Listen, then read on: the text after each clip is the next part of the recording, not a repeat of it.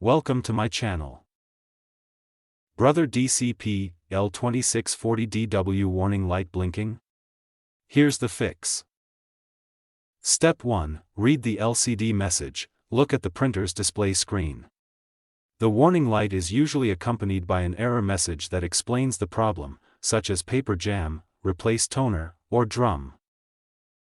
Step 2. Check for paper jams. Open the front cover, rear cover, and paper tray. Carefully remove any jammed paper or small paper scraps without tearing them.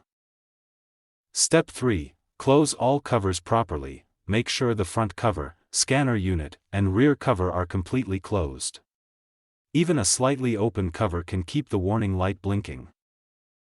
Step 4. Inspect the toner cartridge. Remove the toner cartridge and drum unit, then reinstall them securely. If the LCD shows toner low or replace toner, install a new genuine toner cartridge. Step 5. Check the drum unit. If the display shows drum or replace drum, clean the drum unit or replace it if it has reached the end of its life. Step 6. Reload the paper correctly. Remove the paper stack, align the sheets, and reload them within the paper guides. Avoid overfilling the tray.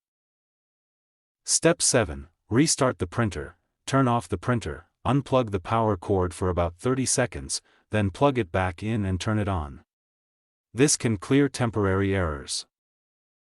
Step 8. Update the printer firmware. Install the latest firmware and drivers from Brother's support page to resolve software-related issues and improve printer performance.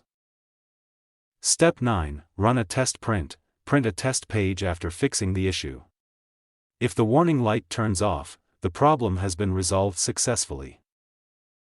Step 10. Contact Brother support. If the warning light continues blinking after trying all the steps, note the exact LCD message and contact Brother support for advanced troubleshooting or hardware inspection.